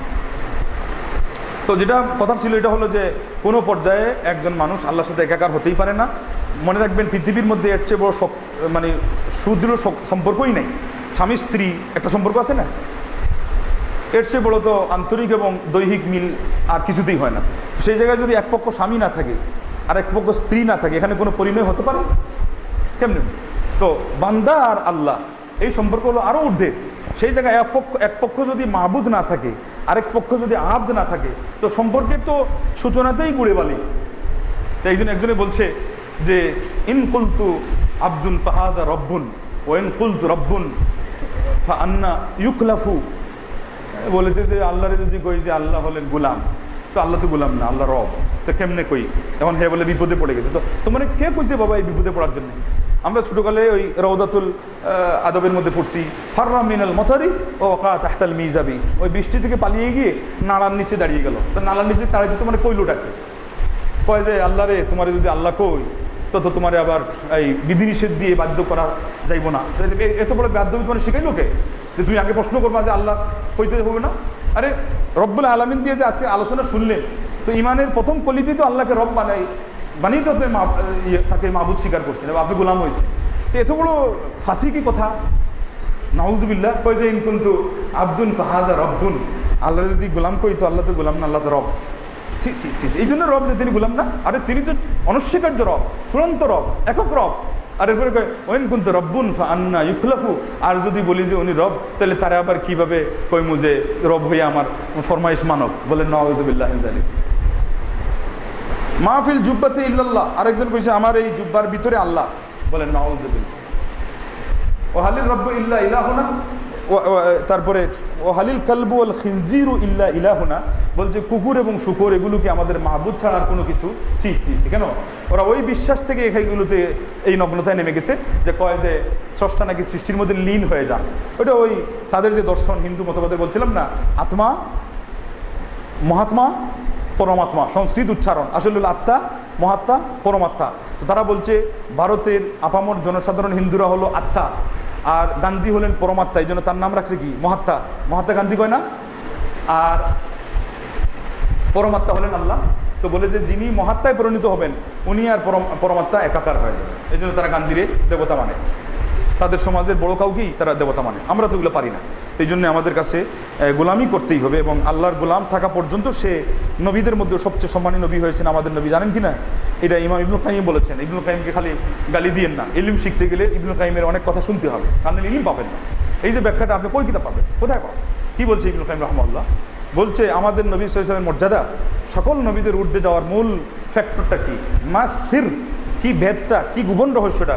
বলছেন আমাদের নবী মুহাম্মদ রাসূলুল্লাহ সাল্লাল্লাহু আলাইহি ওয়াসাল্লাম আল্লাহর সামনে তার উবুদিয়তকে, তার নিজেকে নতি স্বীকার করা, নিজের দাসত্ব স্বীকার করা, নিজের বিনয় নম্রতাকে তিনি এত নিচে নামিয়ে নিয়েছেন, পৃথিবীর কোনো নবীর পক্ষে, কোনো ফিরিস্তার পক্ষে সেটা সম্ভব হয় নাই, যার ফলে আল্লাহ তার মর্যাদা সবার উপরে ঊর্ধ্বে তুলে ধরেছেন। ইলম কাকে বলে? আল্লাহ ইলমুন নূর। ইমাম মালিক রাহমাহুল্লাহ তার ছাত্রকে বলেছিলেন না, রবিয়াতুর রায় ইমাম মালিককে ডেকে বলেছেন ইন্নী আরা ইন্না আন্নাল্লাহ ক্বাদ কাযাফা ফি কলবিকা নূরান ফালা তুতফিহু বিযুলমাতিল মাআসি। ইমাম মালিক, আমি দেখতে পাচ্ছি আল্লাহ পাক তোমার অন্তরে ইলমের আলো ঢেলে দিয়েছেন, খবরদার সাবধান, তুমি অবাধ্যতার জুলুমের মাধ্যমে এই আলোটাকে তুমি নির্বাপিত করবে না। আল্লাহু আকবার। আল ইলমু নূর। কোন নূর? মারিফাতুল্লাহ, আল্লাহর পরিচিতি হলো আসল নূর। তো আসুন আমরা আল্লাহকে ঠিকমতো চিনি। পীর বা সুফিবাদ এবং উৎপত্তি সম্পর্কে তো এই উৎপত্তিগুলো তো অনেকদিন আপনারা শুনেছেন, ওই বিভিন্ন দর্শন থেকে। তারপরে যখন মানুষ আপনার ওই জাহিরি বাতিনি ব্যাখ্যা শুরু করলো তখন থেকে পীরদের যুগ আসলো। একজন মারিফত অর্জনকারী কামেল পীরের পক্ষে কোনো মানুষকে জীবিত করা সম্পর্কে এই ধরনের বিশ্বাস করা শিরক, অবশ্যই শিরক। আল্লাহ রাব্বুল আলামিন শুধু তার নবী, এই যে 1,24,000 নবীদের মধ্যে শুধু ঈসা নবী খালি মৃতকে জীবিত করেন, তার কারণ ঈসা নবীর নিজস্ব ক্ষমতায় ছিল এটা? কুম বিইজনিল্লাহ কেন বলতেন? আল্লাহর নির্দেশ। এবং আল্লাহ পাক ঈসা নবীকে এই মুজিজা দিয়েছিলেন। ইমাম শাফি রাহমাতুল্লাহর কাছে বিদুর্মীরা এসে বলল যে আমাদের নবী যে বড়, এটা কেমনে হয়? বলে কেন? বলে ঈসা নবীকে আল্লাহ এই ক্ষমতা দিয়ে দিলেন যে উনি মৃতকে জীবিত করে, আমাদের নবীর তো এই ক্ষমতা পান নাই, তাই আমাদের নবী বড় হলেন কেমনে? উত্তর কি? কুল লিমান ইয়াসআল আনিল মুখতারি মুজিজাতান ইয়াকফিহি শা'বুম মিনাল আজদাথি আহইয়াহু মান ওয়াহাদাল আরব হাত্তা ইযা রাআ ওয়ালিদুল মাউতুরি ওয়াতিরাহু আখাহু। তুমি যে ব্যক্তি প্রশ্ন করবে যে মোহাম্মদ আরবির একটা মুজিজা বলো, তুমি তাকে তাৎক্ষণিক বেধড়ক উত্তর দিয়ে দাও যে আমার নবীর মুজিজা ঈসা নবী কবরে গিয়ে কুম বিইজনিল্লাহ বলে ওই মন্ত্র পড়ে একটা মানুষকে তাজা করতো, আল্লাহর ওসিলা দিয়ে দাও। আমার নবী গর্তে পড়ে যাওয়া, নর্দমায় ডুবে থাকা, মানে তমসাচ্ছন্ন যুগের মধ্যে গ্লানিতে হাবুডুবু খাওয়া একটি ধ্বংস এবং নগ্নস্তূপে ডুবা একটি জাতি, একটি ধ্বংস লীলায় পরিণত হওয়া জাতিকে আমার নবী উদ্ধার করে তাদেরকে নেট এন্ড ক্লিন করে সোনার মানুষে পরিণত করেছেন। এর চেয়ে বড় মুজিজা পৃথিবীতে কোনো নবীকে দেওয়া হয় না। বলে সুবহান। এই জন্য আমার নবীর দরদে ওই যে খেজুর বৃক্ষ, তার কোনো প্রাণ নাই, কাঁদছে কেন? তার অবদান মানুষের হৃদয়ে যেমন বিস্তৃত ছিল, নবীর অবদান জড় পদার্থের উপরও বিস্তার লাভ করেছে। কেন? এই নবী সব জিনিসের সাথে মায়ার আচরণ করতে, দয়ার আচরণ করতে শিক্ষা দিয়েছেন কি দেন নাই? এই নবী কোনো জিনিসের উপরে জুলুম করতে মানা করেছেন। একটা পাখিকেও তাকে আপনি অত্যুক্ত করবেন, তাকে আপনি ওই ইভটিজিং যে আজকে এসেছে যে মেয়েদেরকে ইভটিজিং করা হারাম, প্রিয় নবী সাল্লাল্লাহু আলাইহি ওয়াসাল্লাম একটা পাখিকে, একটা বন্য প্রাণীকেও তাকে আপনার উত্তক্ত করা হারাম বলেছিলেন। বলে সুবহানাল্লাহ। সেই জন্য তো ওই উটটা পর্যন্ত তার কাছে এসে অভিযোগ করেছে। কেন? নবীকে চিনেছে। এটা কি পড়ে গেল নাকি? দেন তো, নবীকে সে চিনেছিল। তো ওই লোক জিজ্ঞাসা, আল্লাহ নবী ইসলাম তারপরে এই লোক জিজ্ঞাসা করলে তিনি বললেন যে এই উট অভিযোগ করতেছে আন খিল্লাতিল আলাফি ও কাসরাতিল কুলাফি। সে বলছে তুমি নাকি তারে খাদ্য কম দাও আর তার পিঠে নাকি বোঝা বেশি চাপিয়ে দাও। বলেন সুবহানাল্লাহ। বলেন দেখি এই নবীকে উটটা চিনল কেমন? কে চিনাইছে? আল্লাহ চিনাইছেন তো ঠিকই, কিন্তু কিসের বিনিময়ে? ওই নবী সাল্লাল্লাহু আলাইহি ওয়াসাল্লামের কিছু অবদান এই উটের রক্ত মাংস শিরা উপশিরা পর্যন্ত পৌঁছে গেছে, যার ফলে সেই উট আল্লাহ নবীকে চিনছে। এই মজিজা, এই কেরামত, এটা যদি মজিজা হয় নবীর ক্ষেত্রে, কেরামত হলো তার উম্মতের ক্ষেত্রে। আপনারাও কিন্তু আজকে পীর সাজবেন, দলিল দিবেন। ওই আল্লাহ নবী সাল্লাল্লাহু আলাইহি ওয়াসাল্লাম বলছেন, যে ব্যক্তি তালিবুল ইলম হয়, ইলম শিখার জন্য বের হয়, আল্লাহর সকল সৃষ্টিকুল তার জন্য দোয়া করে। হাত্তাল হিতানু ফি জৌফিল মা, নদী গর্ভে পানির নিচে মাছ পর্যন্ত আপনার জন্য দোয়া করে। বলেন সুবহানাল্লাহ। এর অর্থ হলো আজকে এখানে কে আব্দুল সবুর সাহেব, কে আজমাল মিয়া, কে আপনার আব্দুল হাকিম সাহেব, ইনাদের নাম ধরে সমুদ্র গর্ভের পানিতে ডুবে থাকা মাছ পর্যন্ত দোয়া করছে। গাছ তো করছেই, পাথর পত্র পল্লবী এগুলো দোয়া করছে। কারণ কি? যারা শব্দ আসছে কি ওয়া ইন্না হাত্তাল হিতানু ফি জৌফিল মা ইয়াদউ ওয়া ইস্তাগফিরু লিমুআল্লিমিন নাসিল খাইর, যে মানুষটি মানুষকে, সমাজের লোকজনকে কল্যাণের কথা শিক্ষা দেয়, তার জন্য দোয়া করে, ক্ষমার দোয়া করে। বলেন সুবহানাল্লাহ। তাইলে শর্তও আছে, আপনি তাকে কল্যাণের কথা শিক্ষা দেবেন, অকল্যাণের কথা না। যেটা আপনি অথেন্টিক কথা, যেটা আল্লাহর পক্ষ থেকে আপনি একজন আলিম হিসাবে নিশ্চিতভাবে জেনেছেন, ইলমে ইয়াকিন, মনে রাখবেন এটা একটা শর্ত। আজকে তো দায়ীদের অভাব নেই, আর নেট খুললে তো দেখবেন যে বিরাট ঝামেলা, কার কাছ থেকে নেবেন মানে সমস্যা। মুফতি অভাব নাই, ওয়াইজ অভাব নাই, বক্তা অভাব নাই, মুফাসসির। আজীব একটা কাহিনী, এমন একটা যুগে আমরা আসছি, আজীব কাহিনী। লাকাদ ইখতাল্লাতিল মাফাহিম ওয়াল কিয়াম ওয়া তাসাদাফা যিবু ওয়া তাউস ওয়াল গানাম। একজন আরবিভাষী মানে কবি বলেছিলেন, জ্ঞানী কবি, যে আজকে সমস্যা হয়েছে এই মাপকাঠি, নিক্তি, পাল্লা, কোনটা দিয়ে লাকড়ি মাপা হয়, কোনটা দিয়ে পাথর মাপে, কোনটা নিক্তি দিয়ে সোনা মাপে, সব একাকার হয়ে গেছে। এবং একই লাইনের মধ্যে ময়ূর পাখি এবং খেকশিয়াল এবং আপনার ছাগল এসে জমা হয়ে গেছে। এখন কে কারে কামড়াইবো আর কে কামড়ে খাইবো এটা নিয়ে ব্যস্ত। মানুষ সুন্দরভাবে কোনো জিনিস যে শিখবে, নিবে, এটা কোনো সমাজ আজকে পরিবেশ খুঁজে পাওয়া যাচ্ছে না। এটা কারণ কি?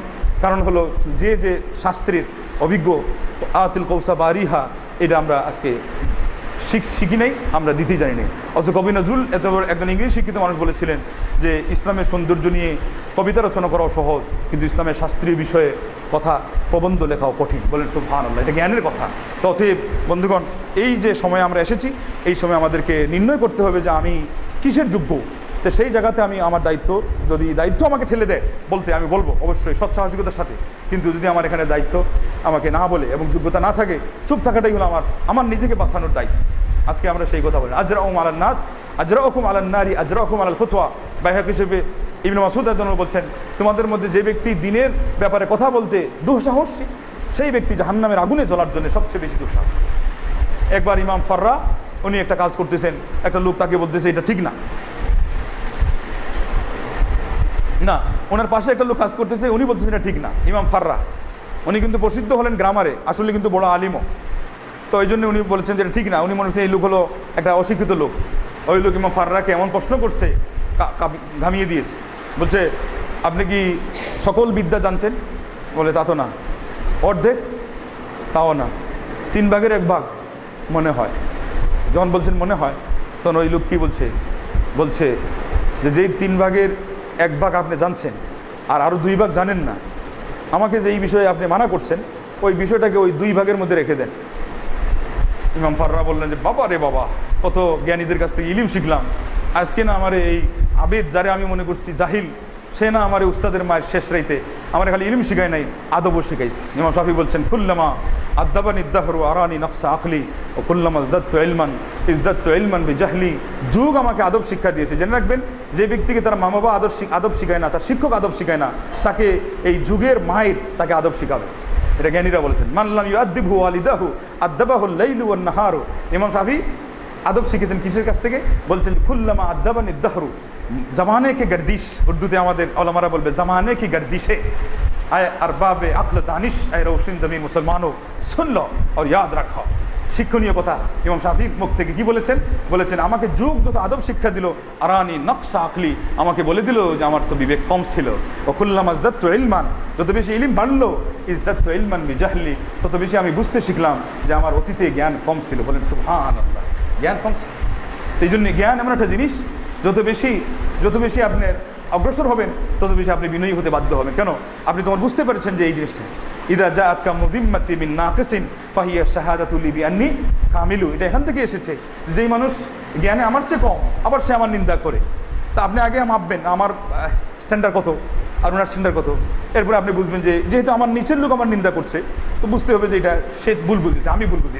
কেননা জ্ঞানের পরিধি কম থাকলে বুঝের পরিধি কম থাকে এবং দোষারোপ বেড়ে যায়। কুল্লামা কাল্লাল ইলমু জাদাল ইনকার ওয়া কুল্লামা জাদাল ইলমু কাল্লাল ইনকার। ইলম যত বাড়ে তত বেশি প্রতিবাদ কমে যায়, আর ইলম যত কম থাকে ভরা কলসি নড়ে কম, আর হালকা কলসি নড়ে বেশি, প্রতিবাদ বেড়ে যায় তখন। আচ্ছা, তো যাই হোক,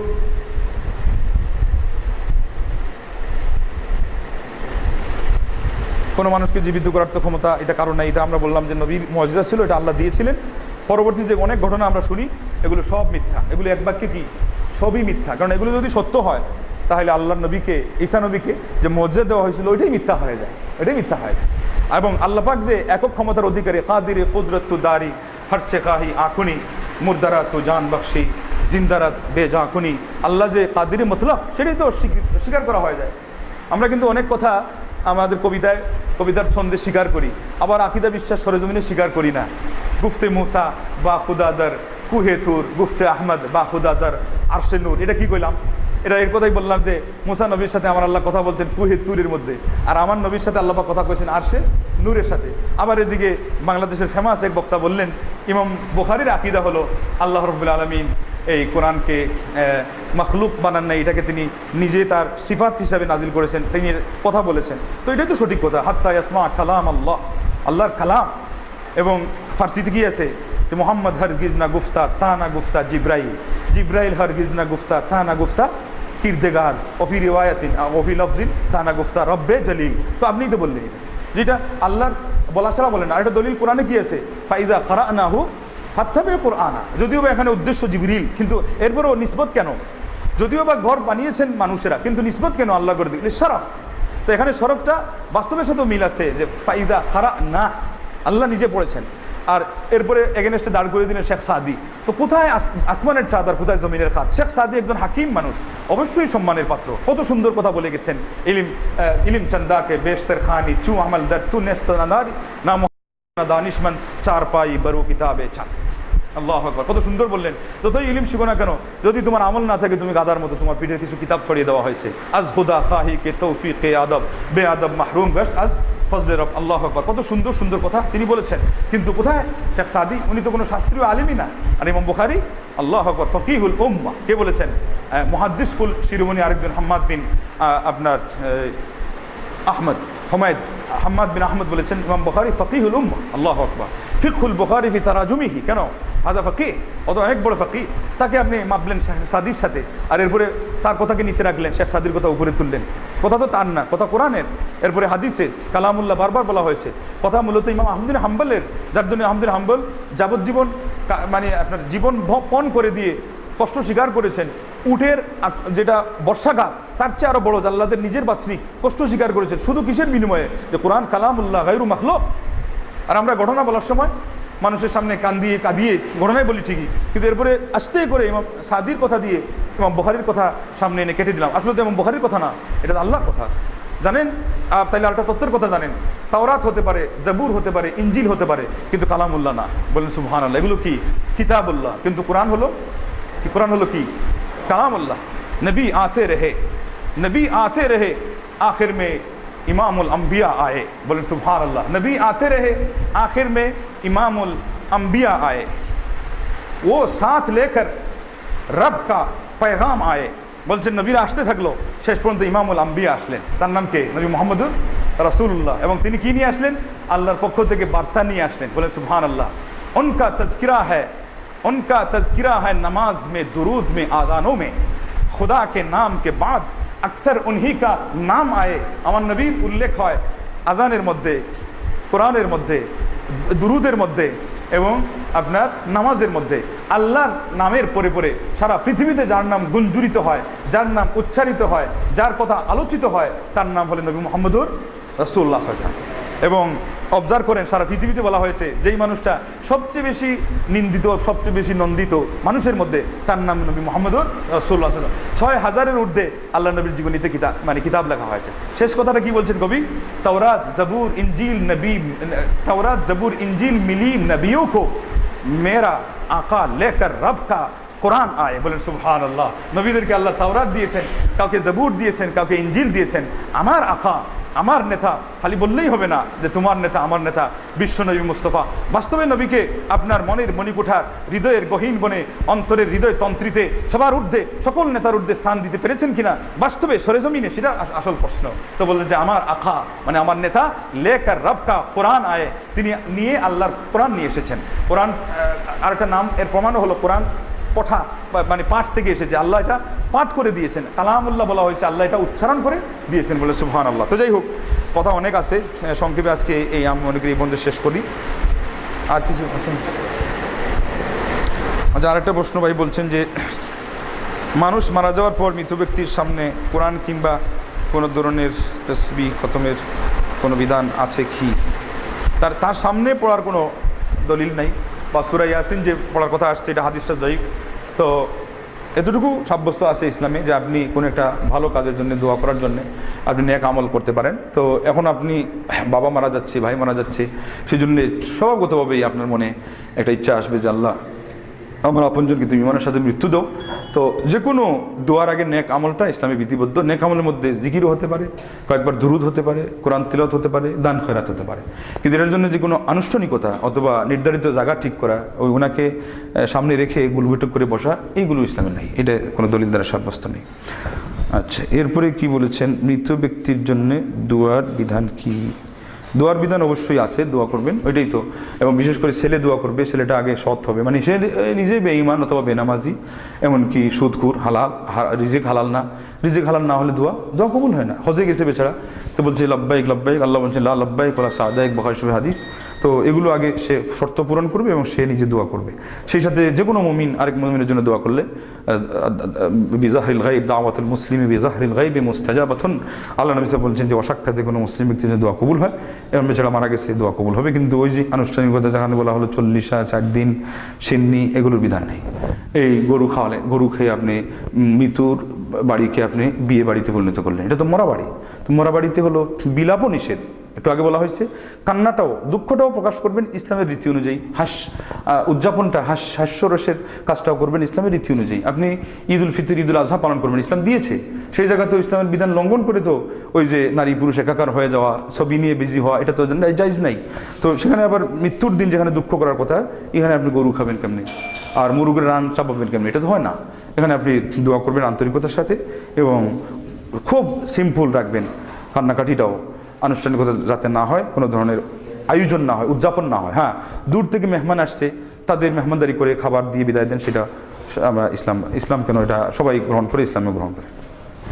আমাদের সমাজে অনেকেই বলে মৃত ব্যক্তির পাশে করে কোরআন পড়া উচিত নয়, কথাটা কতটুকু? এই যে পাশে গিয়ে আমরা বললাম যে এটা দলিল প্রমাণ নাই, তো এই জন্য এটা একটা রসমে পরিণত হয়ে গেছে। রসম ইসলামে এটা নিন্দিত।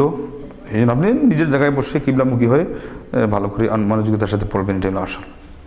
পান, জর্দা, বিড়ি খাওয়া কি হারাম? অনেকে বলে থাকেন উক্ত জিনিস মাকরুহ। প্রত্যেক ফরজ নামাজের পরে সম্মিলিত দোয়ার বিধান কি? তো পান, জর্দা, বিড়ি এগুলো সম্পর্কে হাদিসে এক শব্দে আসছে যে কুল্লু মুস্কিরিন খামরুন ও কুল্লু খামরিন হারাম। আল্লাহ নবী বললেন যে প্রত্যেক নেশাজাত দ্রব্য হলো মদ, আর প্রত্যেক মদ হলো হারাম। নাসাই, সনদ বিশুদ্ধ। এবং ওই হাদিসের মধ্যে আল্লাহ নবী নাম ধরে দিয়ে বলছেন মিনাত তামরি খামরুন, ওমিনাল জাবিবি খামরুন, ওমিনাল ইনাবি খামরুন, ওমিনাল হিনতাতে খামরুন। এরপরে বলছেন কুল্লু মুস্কিরিন খামরুন ও কুল্লু খামরিন হারাম। এরপরে বলছেন মা আসকারা কাসিরুহু ফাকালিলু হারাম। একটা জিনিসের এক মুষ্টি খাইলে যদি নেশা আসে, তো তার এক রতি পরিমাণ, এক তিল পরিমাণ খাইলেও হারাম। এটা মূলনীতি, এটা আল্লাহ নবী সাল্লাল্লাহু আলাইহি ওয়াসাল্লামের মূলনীতি এবং ফতোয়া। এখানে মানে কোনো কলম ধরারও জায়গা নেই, দাঁত ধরানোর জায়গা নেই, ফতোয়া পরিষ্কার। ততএব আপনি দেখবেন যে নেশা আছে কিনা এবং কোনটা কি পরিমাণ বেশি খাইলে। তো রংপুরে যে তামাক চাষ হয়, ওইটা যারা ওখানকার বাসিন্দা তারা বলছে কাঁচা পাতাটা দেখে গরু ছাগল পালিয়ে যায়, কাছে নেওয়া যায় না, তার মানে এত অ্যাকশন তাদের নাকে লেগে যায়। সেই জায়গায় যারা মাছ খাইতে পারে না, অ্যারাবিয়ান লোকজন কিন্তু মাছের ঘ্রাণও সহ্য করতে পারে না সাধারণত। ওখানে আপনি তার সাথে গিয়ে শুটকি নিয়ে গেলে কেমনি হবে অবস্থা? তো সাদা পাতা যেটা আমরা খাই এটা হলো ওই ওখানকার টাটকা পাতাকে শুটকি বানিয়ে খাই, তা ওটার কী পরিমাণ অ্যাকশন হবে? ওই গরু ছাগল তো টাটকাটাই সহ্য করতে পারছে না, তাইলে এটা শুটকি বানানোর পরে। আর আসল কথা হলো এটা কোনো কথা না, আমি এটা বাস্তবতার সাথে বোঝানোর উদাহরণ দিলাম। কিন্তু সাদা পাতাটা আপনি একটু বেশি খেয়ে দেখেন, যারা 20-30 বছর থেকে সাদা ব্যবহার করেন, জর্দা ব্যবহার করেন, এক মুষ্টি একদিন খান, হসপিটাল কোন বিছানা আপনাকে নেওয়া লাগে আপনি হিসাব করবেন, ঠিক আছে? তাহলে নিশ্চয় বলছেন যেটার কারণে হসপিটালের বিছানা কেন, এখানেই আপনাকে শুইতে হয়, টাল হয়ে গেলেন, মাতাল হয়ে গেলেন, ওটাই হলো হারাম। অনেকে বলছেন যে নেশা, এটা তো আপনার ভাত খাওয়ারও নেশা আছে, এটা হলো আরেক সমস্যা। এটা কোন নেশা জানেন? এটা হলো উর্দু নেশা। বাংলা নেশা এই জন্য আমরা নেশা অনুবাদ অনেক সময় করি না, এটা হলো মাতাল হয়ে যাওয়া, বাংলাতে মাতাল হয়ে যাওয়া। ওই নেশার অর্থ হলো অভ্যাস। তো অভ্যাস তো আপনি ভাত খাইছেন, ভাতের অভ্যাস, পাকিস্তানের রুটি খাইছে, রুটির অভ্যাস, এর মধ্যে হালালের মধ্যে হয়। তো এই নেশার কথা তো বলা হয় নাই। তো এটা এখানে আমরা অনুবাদ করব মাতাল হওয়া, টাল হয়ে যাওয়া এবং মাতলামি এসে যাওয়া। আপনি স্থির থাকতে পারছেন না, মাথা ঘুরায়। আর এই মাথা ঘুরানোটা কিন্তু আপনি ওই যে সুপারির মধ্যে যে সুপারিটা আটালু সুপারি আমরা বলি, ওইটাও যদি খান তো দেখবেন যে কেমনে গাম হয় এবং অবস্থা খারাপ হয়ে যায়, প্রলাপ বকতে থাকে, কখনো পাগলামিও করতে থাকে। তো যাই হোক, এই জন্য দেখা গেছে সুপারির মধ্যে অ্যাসিড আছে, এটা ডাক্তাররাও বলছে সুপারিতে অ্যাসিড আছে। বিভিন্ন জায়গায় রিপোর্টে দেখা গেছে অ্যাসিড, অন্যান্য জায়গায় নোটিশ টানানো হয়েছে যে এটা অ্যাসিড তোমরা খাও না। শুধু যেটাতে কিছু পাওয়া যায় না পানে, কিন্তু চুন সহ, চুনে তো সরাসরি সে নিজেই অ্যাসিড জ্বালায় কী করে আপনাকে দেখছেন অবস্থা। তো যাই হোক, এই জন্যে আরেকটা জিনিস হলো যে আপনি ধরে নেন যে পানে কোনো দোষ নেই, কিন্তু কোনো দিন কি কেউ সুপারি ছাড়া পান খাইছেন? আর যদি প্রথমে সুপারি দিয়ে খান, এরপরে কি আস্তে আস্তে করে ওই চুনও লাগান না? যে সুপারির দোকানগুলো আছে, দোকানগুলোতে একসাথে চুনও আছে, পানও আছে, আবার জর্দা তো আছেই। আস্তে করে পরে গিয়ে দেখবেন যে জর্দার সাথে বাবা জর্দা তাও লাগানো আছে, কোন দিন হয়তো দাদা জর্দাও বের হবে। তো জর্দার মধ্যে মিষ্টিটাই শুধু কিন্তু বাবা কইয়াই যেটা কড়া অথবা জর্দাতে যান, এটা তো পুরা নেশা, অবস্থা খারাপ। এতটুকু খাইলে 80 বছরের অভ্যস্ত মুরব্বীও তো পড়ে যাবে টাল হয়ে। তো কিটা কেমনি, কোন ফতোয়ায় মাকরু বলবেন আপনি? নবী নিজে বলছেন হারাম, যেখানে কোরআনে মানা করা হয়েছে তোমাদের নিজেদের পক্ষ থেকে হারাম বলবা না, তো এখানে তো আমাদের পক্ষ থেকে না, মানে যিনি শরীয়তের প্রবক্তা, আল্লাহর পক্ষ থেকে প্রতিনিধি, হারাম শব্দ বলার পরে পৃথিবীর কোন মুফতি সাহেবের এখানে আপনার সাহস হতে পারে যে আমি বলবো মাকরু? নাউযুবিল্লাহ। এটা এই ব্যাপারে বি কেয়ার, কোনো আলেমের এই অধিকার নেই। এটা যারাই চর্চা করতেছেন, অনধিকার চর্চা করছেন, আমরা তাদেরকে আল্লাহর ভয় দেখিয়ে শুভকামনার ভিত্তিতে যে কাল কিয়ামতের দিন আল্লাহর নবীর সামনে আপনি বিবাদী হবেন না, হতে যাবেন না যে নবী আপনি বল হারাম বলছেন, আমাদের আসলাফরা আকাবিরিনরা মাকরু বলছে। তোমার আসলাফরা কে? যদি নবী প্রশ্ন করেন উত্তর আছে, সকল আসলাফ এবং আকাবিরিনরা নবী মুহাম্মদ রাসূলুল্লাহ সাল্লাল্লাহু আলাইহি ওয়াসাল্লামের অনুসারী হতে বাধ্য। সেই জন্যে আতা আসলাফ কা জজবায়ে দরু কর, আতা আসলাফ কা জজবায়ে দরু কর, शरीके जुमराए ला यहज़नू कर, खिरत का घुतिया सुलझा थक चुका हो मैं, आए मेरे रब मुझे साहिब जुनू कर। उन्हीं का मतलब को कह रहा हो, उन्हीं का मतलब को कह रहा हो, जुबा मेरी है बात उन्हीं उनकी, उन्हीं की महफिल को सजा रहा हो, चिराग मेरी है রাত উনকি। আমরা যখন কোরআনের কথা বলি, হাদিসের কথাও বলি, সেই সাথে সালাফে সালেহিনদের যারা প্রকৃত ওলামা, আল্লাহ ভীরু, তাদের কথাও কিন্তু অন্যদের আগে বলি, আমরা আমাদের কথা বলি না। আজকের এই মাহফিল এবং জীবনে যত মাহফিল এই ধরনের আলোচনার হয়, এগুলোতে সালাফে সালেহিনদের রিওয়ায়াতগুলোকেই আপনার উদ্ধৃত করা হয়, আপনার এগুলোকে রিপিট করা হয়। আর এর আগে আল্লাহর কালামকে, প্রিয় নবী মুহাম্মদ রাসূলুল্লাহ সাল্লাল্লাহু আলাইহি ওয়াসাল্লামের হাদিসের অধিকারকে তার উপরে প্রায়োরিটি দিয়ে কথাগুলো বলা হয়। সেই জন্য উনি বলছেন চেরাগটা আমার, রাত্রিটা সালাফে সালেহিনদের, আল্লাহু আকবার, জবানটা আমার, রাত্রিটা তাদের, এবং মতলব জবানটা আমার, কিন্তু ভাষ্যটা তাদের। আমাদের সবাইকে এই কথা বলা উচিত এবং এই কথা মনে রাখা উচিত যে আমরা সালাফে সালেহিনদের এক একজন যোগ্য উত্তরসূরি হব, তাহলে পরে আল্লাহ পাক আমাদেরকে মিনান নবিয়িনা ওয়াস সিদ্দিকিনা ওয়াস শুহাদাই ওয়াস সালিহিন ওয়া হাসুনা উলাইকা রাফিকা, তাদের সাথে ইনশাআল্লাহ কাল কিয়ামতের দিন স্থান দিবেন। আপনারা সবাই রাজি আছেন তাদের সাথে দাঁড়াতে? যদি আপনি চান যে লম্বা মানুষের সাথে দাঁড়ানোর জন্য, তাইলে আপনি অনেক কিছু খোঁজাখুঁজি করে একটা ইট দিয়ে হলো ওখানে দাঁড়াইতে চেষ্টা করুন, কারণ তার সমান হইতে। আর খালি সবসময় খালি ওইদিকে সেদিকে রাস্তা খুঁজবেন, কোথায় ফাঁক ফুকর আছে, আর এরপরে কিয়ামতের দিন করবেন যে আমার এই নবীর সামনে নেয় স্থান দেন। আল্লাহ কি এরকম মানে বেখবর? তো এই জন্যে একটু সৎসাহস নিয়ে আসেন, একটু মনটাকে আরো বড় করেন এবং সালফে সালেহিনদের যুগের দিকে চলে যান, যেখানে অন্য কোনো তন্ত্রমন্ত্র তাদেরকে কাজ দেয় নাই। আল্লাহ এবং আল্লাহ রাসূল সাল্লাল্লাহু আলাইহি ওয়াসাল্লামের কথা এসে যাওয়ার পরে সালফে সালেহিন, সাহাবা, তাবিনদের মন্তব্য এবং বক্তব্য এবং তাদের কর্মনীতি, ধারানীতি এসে যাওয়ার পরে আমরাও এই জিনিসগুলোকে সবার ঊর্ধ্বে তুলে ধরলে আল্লাহ পাক বরং আমাদের সম্মান বাড়ায় দেবেন দুনিয়া এবং আখিরাতে। মহান রব্বুল আলামিন যেন আমাদের গুনাহ খাতা মাফ করে দেন এবং তার প্রিয় বান্দাদের কাফেলায় আমাদেরকে শরীক করেন এবং আমাদের ভিতরকার অন্তর্দ্বন্দ্ব, কলহ, অহংকার, হিংসা, বিদ্বেষ এগুলো যেন আল্লাহ দূর করে দেন। পরশ্রীকাতরতা এবং আপনার চুগলখুরি, গীবত এগুলো হলো কাবিরা গুনাহ, এর কারণে জান্নাতে যাওয়া যাবে না। আল্লাহ আমাদেরকে থেকে হেফাজত করেন। একজন মুসলমান আরেকজন মুসলমানের ভাই, আল্লাহ পাক বলছেন তোমরা মুমিন, পারস্পরিক সম্পর্ককে তোমরা শুধরাও, সুন্দর করো। শেষে হাদিসে এই বলবো যে আল্লাহ নবী বলছেন নামাজ, রোজা, দান খয়রাতের চেয়ে আরেকটা জিনিসের মর্যাদা বেশি, আমি সেটা কি বলবো? সাহাবাগণ বলেন যে বলেন। তখন বলেন ইসলাহু যাতিল বাইন, পারস্পরিক সম্পর্ককে সুদৃঢ় করা, সুন্দর করা। ও ফাসাদু যাতিল বাইনি হিয়াল হালিকা, মুসলমানদের ভিতরকার সম্পর্ক নষ্ট করা এটা হলো শেইবকারী, শেইব করে। কি শেইব? লা আকুলু তাহলিকুর রাসা বাল তাহলিকুদ দ্বীন, এটা মাথা শেইব করে না যে চুলটাকে সাফ করে দিল, দ্বীনটাকে সাফ করে দেয়। এই জন্যে এই দ্বন্দ্ব, কলহ, দলাদলি এটা ইসলামে খুবই জঘন্য অপরাধ। আসুন, আপনি যদি একটা বিষয়ে অমত পোষণও করতে চান, আপনার সৎসঙ্গতের সাথে সাথে নীতি ফলো করে আপনি অবশ্যই অমত পোষণও করতে পারেন, প্রতিবাদও করতে পারেন। প্রতিবাদের রুল আছে, নিয়ম আছে, কিন্তু যাতে আমাদের আন্তরিকতা এবং আমাদের মধ্যকার কলহ, দ্বন্দ্ব এই জিনিসের আগুন এবং ইন্ধন যোগানোর জন্য আমরা কেউ সহযোগিতা না করি। এখানে আমরা সহযোগিতা করলে বরং শয়তানকে এই প্রকারান্তরে আমরা সহযোগিতা করলাম। আমরা যেন বরং আল্লাহর দাবি অনুযায়ী, আল্লাহ নবী সাল্লাল্লাহু আলাইহি ওয়াসাল্লামের পরামর্শ অনুযায়ী মুসলিম মিল্লাতের মহব্বত, ভালোবাসা, শ্রদ্ধাবোধকে আমরা বৃদ্ধি করি। আল্লাহ পাক আমাদেরকে সেই জন্য তৌফিক দান করেন, আমাদেরকে মাফ করে দেন। আজকে মুসলিম মিল্লাত যে বিপদে আছে, আল্লাহ বিপদ থেকে আমাদেরকে উদ্ধার করেন। আমাদের ব্যক্তি জীবন, পারিবারিক, সামাজিক, রাষ্ট্রীয় জীবনে যত অশান্তি, যত প্রতিবন্ধকতা, যত রোগ শোক, যত বালা মুসিবত, যত ধরনের বাধা বিপত্তি আছে, আল্লাহ তার নিজ গুণের জন্য এই সবগুলোকে দূর করে দিয়ে কবরে, হাসরে আমাদের হিসাব নিকাশ সহজ করে বেলা হিসাব বরং আমাদেরকে তিনি জান্নাতুল ফিরদৌসে নবিয়্যিন, সিদ্দিকিন, শুহাদা, সালেহিনদের সংশ্রয়ে পৌঁছে দেন। আমিন। ওয়া আখিরু দাওয়ানা আলহামদুলিল্লাহি রাব্বিল আলামিন।